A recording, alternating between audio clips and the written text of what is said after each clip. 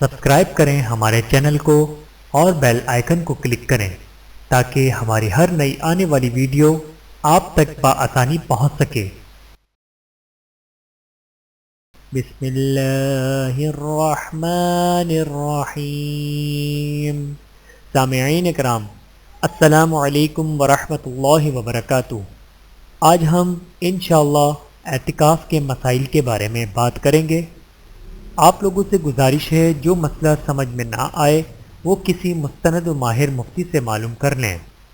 بسم اللہ الرحمن الرحیم۔ سب سے پہلے اعتکاف کے فضائل، شرائط اور قسموں کے بارے میں جانتے ہیں۔ حضرت عائشہ رضی اللہ تعالیٰ عنہ سے روایت ہے کہ رسول اللہ صلی اللہ علیہ وآلہ وسلم رمضان کے اخیر عشرے میں اعتکاف فرمایا کرتے تھے، یہاں تک کہ اللہ تعالیٰ نے آپ کو وفات دے دی۔ پھر اس کے بعد آپ کی ازواج مطہرات نے اعتکاف کا معمول جاری رکھا، بحوالہ بخاری و مسلم۔ حضرت ابن عباس رضی اللہ تعالیٰ عنہ سے روایت ہے کہ رسول اللہ صلی اللہ علیہ وآلہ وسلم نے معتکف کے بارے میں ارشاد فرمایا کہ دو گناہوں سے بچا رہتا ہے اور ان کو ان تمام اچھے کاموں کا جو وہ اعتکاف کی وجہ سے نہیں کر سکتا ایسے ہی بدلہ دیا جائے گا جیسا کہ نیکی کرنے والوں کو دیا جاتا ہے، بحوالہ سنن ابن ماجہ۔ اعتکاف کی تعریف اور اس کی شرائط۔ اعتکاف کہتے ہیں عبادت کی نیت سے مسجد میں ٹھہرنے کو۔ صحت اعتکاف کے لیے 10 ذیل شرائط کا وجود ضروری ہے۔ نمبر 1، مسلمان ہونا، کافر کا اعتکاف نہیں۔ نمبر 2، عاقل ہونا، مجنون کا اعتکاف نہیں۔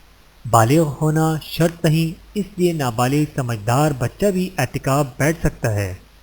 نمبر 3، جنابت سے پاک ہونا، ناپاک شخص کا مسجد میں داخلہ ممنوع ہے۔ نمبر 4، اعتکاف کی نیت کرنا، بلا نیت مسجد میں بیٹھنے سے اعتکاف نہ ہوگا۔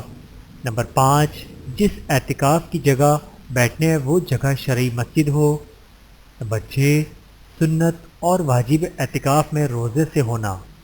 مسجد کی حد۔ مسجد سے مراد خاص وہ حصہ زمین ہے جو نماز کے لیے تیار کیا گیا ہو، یعنی اندر کا کمرہ، برآمدہ اور صحن، اور باقی جو حصہ اس سے خارج ہو وہ مسجد کے حکم میں نہیں، خواہ ضروریات مسجد ہی کے لیے وقف ہو، جیسے امام کا حجرہ، مسجد سے ملحق مدرسہ، جنازہ گاہ، وضو خانہ، غسل خانہ، استنجا خانہ، یہ تمام جگہیں مسجد سے خارج ہیں۔ اگر معتکف نے بلا ضرورت ان میں قدم رکھا تو کیا اعتکاف ٹوٹ جائے گا؟ مسجد سے نکلنے کی حد۔ مسجد سے باہر نکلنے کا حکم تب لگے گا جب دونوں پاؤں مسجد سے باہر ہوں اور دیکھنے والے یہی سمجھیں کہ یہ مسجد سے باہر ہے، لہذا صرف سر باہر نکالنے سے اعتکاف نہیں ٹوٹے گا۔ مسجد کی چھت یا زینے پر چڑھنا۔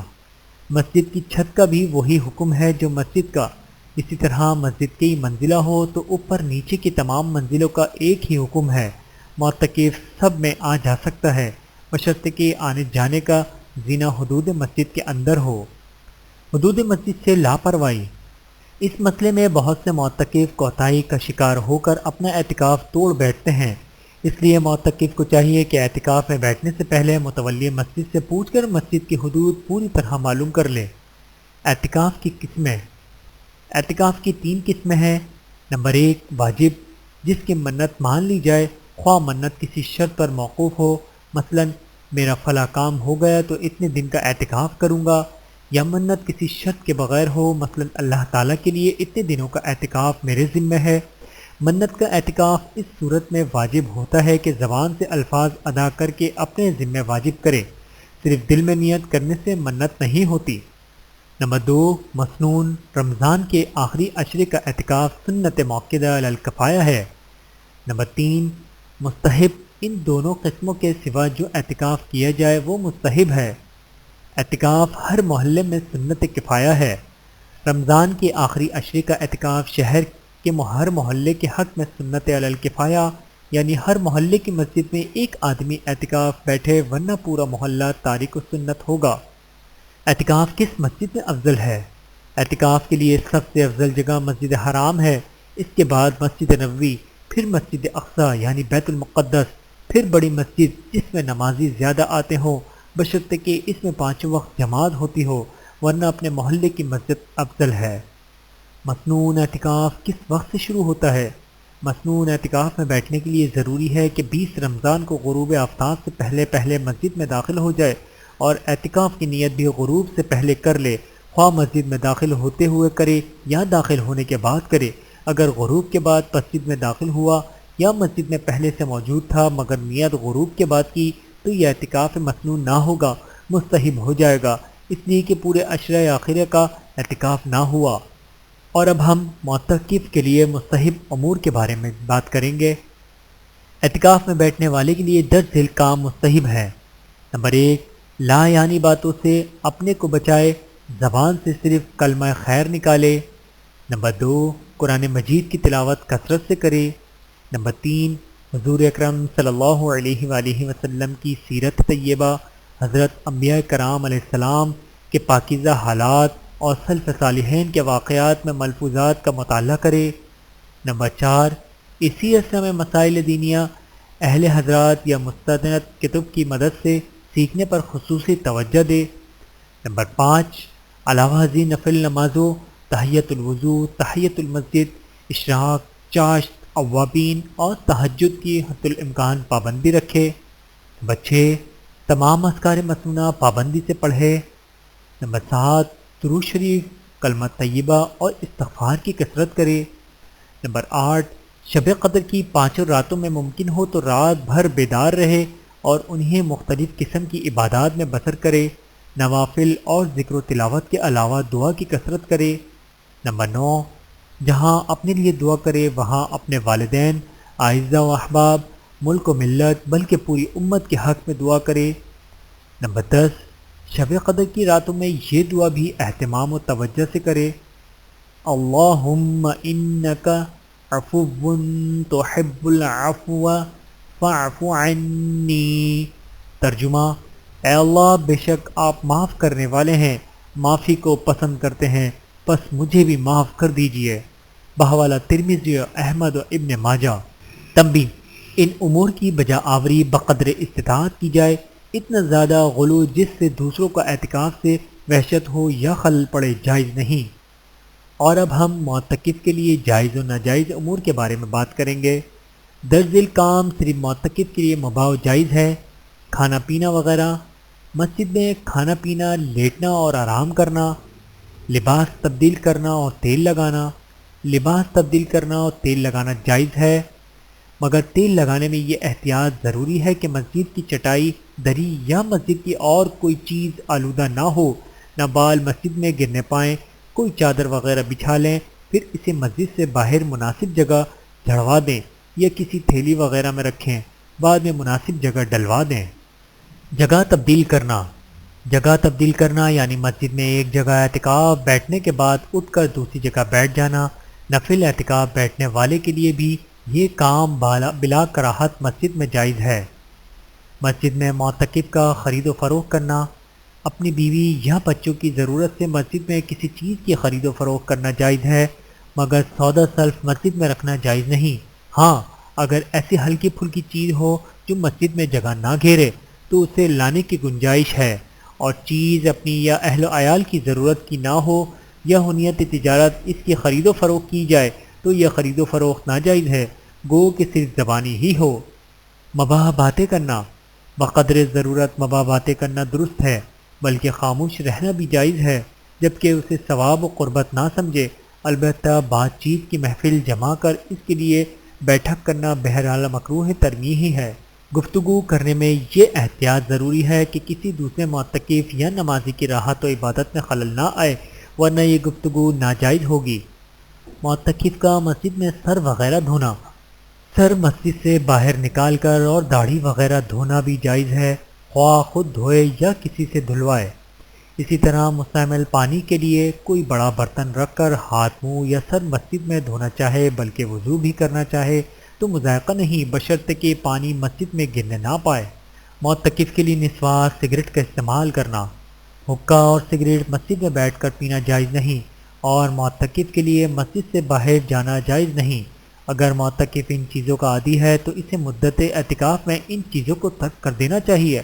اگر کسی کو شدت تقاضا ہو تو وہ کسی ضرورت کے موقع پر مسجد سے نکلتے تو راستے میں سگریٹ، بیڑی، نسوار استعمال کر لے مگر اس کے بعد فوراً منہ سے بدبو زائل کر دے۔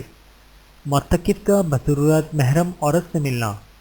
کوئی ضروری کام درپیش ہو تو بیوی یا کوئی محرم خاتون، ماں، بیٹی، بہن، بھتیجی وغیرہ مسجد میں آ کر معتکف سے مل سکتی ہیں، لیکن ضروری ہے کہ ایسے وقت آئے جب مسجد میں عام لوگ نہ ہوں اور باپردہ آئے۔ نیز اس موقع پر کسی دوسرے شخص کی نظر پڑ جائے تو اس کے سامنے فوری وضاحت کر دے کہ یہ میری بیوی ہے، یہ محرم خاتون ہے، تاکہ اس کے لیے بدگمانی کا موقع نہ رہے۔ معتکف کا مسجد میں ٹہلنا۔ معتکف کا بضرورت مسجد میں ٹہلنا جائز ہے۔ معتکف کا مسجد میں مریض کا علاج کرنا۔ مسجد میں مریض کا حال سن کر یا معائنہ کر کے اسے بلا معاوضہ دوا یا علاج بتانا اور نسخہ لکھ دینا جائز ہے۔ معتکف کا مسجد میں حجامت بنوانا۔ اپنی حجامت خود بنانا جائز ہے اور حجام سے بنوائے۔ میں یہ تفصیل کہ اگر بدن میں وضو کرتا ہے تو مسجد کے اندر جائز ہے، اور اگر بلوز کرتا ہے تو معتکف مسجد کے اندر رہے، مگر حجام مسجد سے باہر بیٹھ کر حجامت بنائے۔ مسجد کے اندر اجرت سے کام کرنا جائز نہیں۔ معتکف کا مسجد میں کپڑے دھونا یا سینا۔ معتکف کے لیے مسجد میں بوقت ضرورت اپنے کپڑے دھونا اور سینا جائز ہے، مگر یہ احتیاط ضروری ہے کہ پانی مسجد میں گرنے نہ پائے۔ واضح رہے کہ کپڑے دھونے کے لیے مسجد سے باہر نکلنا جائز نہیں۔ اعتکاف کن امور سے فاسد ہوتا ہے؟ معتکف کا جان بوجھ کر یا بھولے سے مسجد کے حدود سے نکلنا۔ طبعی اور شرعی حاجات کے سوا کسی بھی سبب سے مسجد سے باہر نکلنا اعتکاف کو توڑ دیتا ہے۔ یہ نکلنا خواہ لمحہ بھر کے لیے ہی ہو اور جان بوجھ کر ہو، یا بھول کر خوشی سے ہو یا مجبوری سے۔ البتہ مجبوری سے اعتکاف توڑا تو گناہ ہوگا۔ مثلا بیماری کے عذر سے نکلا، اگر مسجد گرنے لگی تھی اس لیے نکل گیا، یا جبراً نکال دیا گیا، اپنا سامان تلف ہونے کا اندیشہ تھا اور نکلتے ہی فوراً دوسری مسجد میں چلا گیا تو اعتکاف نہیں ٹوٹا۔ پیشاب خانے کے لیے نکلا مگر قرض خواہ نے پکڑ کر روک لیا، یا جنازے کے لیے نکلا یا اعتکاف یا درنا اور بھول کر نکل گیا، تو ان تمام صورتوں میں نکلنے پر کوئی گناہ نہیں، گو کہ اعتکاف ٹوٹ جائے گا۔ بعض صورتوں میں اعتکاف توڑ دینا واجب ہے، مثلا کوئی انسان ڈوب رہا ہے یا جل رہا ہے، اسے بچانے کے لیے یہ جنازہ تیار ہے اور اس پر نماز پڑھانے والا کوئی نہیں، یا ایسی گواہی کے لیے نکلنا جو اس کے ذمہ واجب ہے اور اس کے بغیر کسی کا حق مارا جاتا ہو۔ کھانے کے بعد ہاتھ دھونے کے لیے نکلنا۔ معتکف کو کھانے کے بعد ہاتھ دھونے کے لیے نکلنا جائز نہیں۔ مسجد ہی میں کسی برتن میں دھو لے۔ منجن یا مسواک وغیرہ وضو کے ساتھ کر سکتا ہے، صرف منجن وغیرہ کے لیے نکلنا جائز نہیں۔ اگر نکلا تو اعتکاف ٹوٹ جائے گا۔ وضو سے قبل یا بلا قصد وضو خانے پر بیٹھ کر صابن سے ہاتھ دھونا بھی جائز نہیں۔ اسی طرح وضو کے بعد وضو خانے پر کھڑے ہو کر رومال سے وضو کا پانی خشک کرنا بھی جائز نہیں۔ ان صورتوں میں بھی اعتکاف ٹوٹ جائے گا۔ جس طبعی یا شرعی ضرورت کے لیے نکلے اس سے فارغ ہوتے ہی فوری مسجد میں لوٹ آئے، ورنہ اعتکاف ٹوٹ جائے گا۔ دن میں کھا پی لیا۔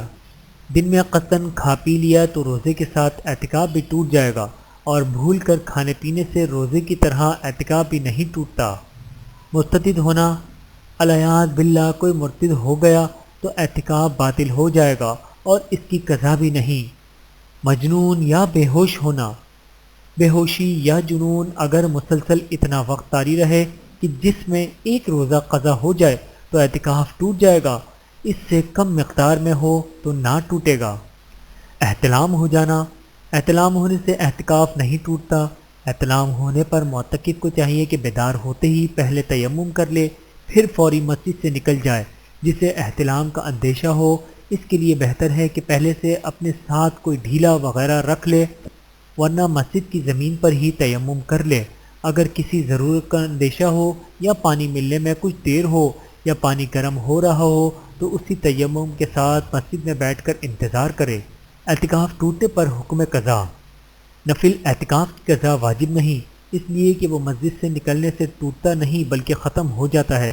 اعتکاف منڈورا اگر ٹوٹ جائے، خواہ نظر معین ہو یا غیر معین، تو سب ایام کی قضا واجب ہے۔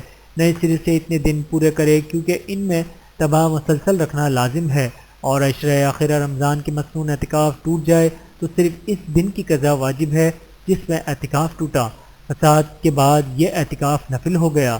ایک دن کی قضا چاہے رمضان ہی میں کر لے یا رمضان کے بعد نفل روزے کے ساتھ کرے۔